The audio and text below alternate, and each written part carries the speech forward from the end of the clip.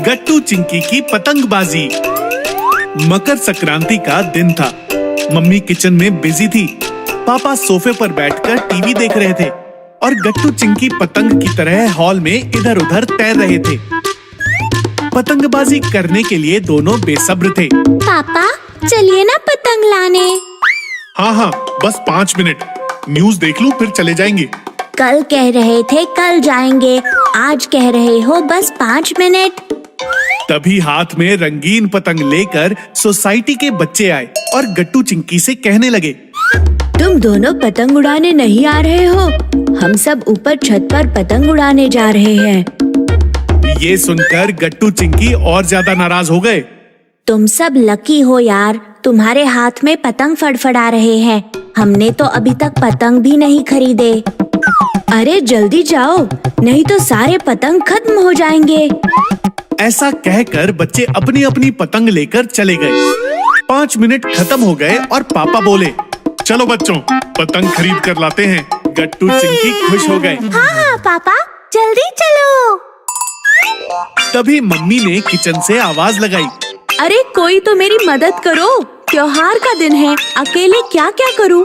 रेवड़ियाँ बनानी है, तिल गुड़ के लड्डू बनाने हैं, खाना भी बनाना है। मम्मी की बात सुनकर गट्टू चिल्लाया, अरे मम्मी हम पतंग लाने जा रहे हैं। बाद में जाना, पहले मेरी मदद करो। पापा आप खड़े क्यों हो, चलो ना। अरे पतंग कहाँ भागे जा रहे हैं? तुम जाकर मम्मी की मदद करो, बेचारी अकेले काम कर रही है। तब तक मैं न्यूज़ देखता हूँ। ऐसा कहकर पापा फिर से न्यूज़ देखने बैठ गए। गट्टू चिंकी को बहुत गुस्सा आया। बेचारों ने गुस्सा कंट्रोल किया और किचन में भागे। गट्टू तुम जरा ये गुड़ बारीक कर दो और चिंकी तुम ये तिल कूट दो, तब तक मैं काजू बादाम के टुकड़े करती हूँ। गट्टू गुड़ बारीक करने लगा, चिंकी तिल कूटने लगी। फिर मम्मी ने घी में गुड़ डाला और फिर कूटा हुआ तिल और ड्राई फ्रूट गुड़ में डालकर मिश्रण तैयार किया। अब बस लड्डू बनाने में मेरी मदद करो, बाकी मैं सब कर लूंगी। मम्मी। नाराज गट्टू चिंकी मम्मी के साथ मिलकर तिल गुड़ के लड्डू बनाने लगे। आधे घंटे बाद सारे लड्डू बन गए। चलो मम्मी बाय, भागो। ऐसा कहकर दोनों किचन से भाग गए। अरे लड्डू तो खाकर जाओ, सुनो। न्यूज़ देखते देखते पापा ने गट्टू चिंकी को भागते हुए देखा तो पापा चिल्लाए, अरे रुको, मैं भी आ रहा हूँ। और पापा भी दोनों के पीछे दौड़ पड़े। गट्टू चिंकी दुकान में आए तो उन्हें एक भी पतंग लटकी हुई नहीं दिखी। अंकल पतंग कहाँ है? बेटा पतंग तो सारी खत्म हो गई, आपको जल्दी आना चाहिए था। ये सुनते ही गट्टू चिंकी की आंख में आंसू आ गए। वो रोते हुए पीछे की तरफ मुड़े तो पापा पीछे खड़े थे। क्या हुआ बच्चों? गट्टू चिंकी ने पापा से बात तक नहीं की।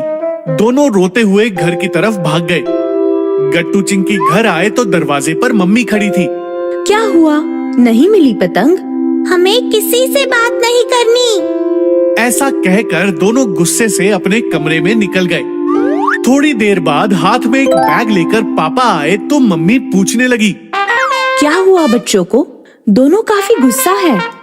हमारी गलती है सब। हमें पहले से पतंग का इंतजाम कर लेना चाहिए था। पतंग खत्म हो गई, इसलिए गुस्सा हैं दोनों। ओह, ये तो बहुत बुरा हुआ। अब कैसे समझाएं बच्चों को?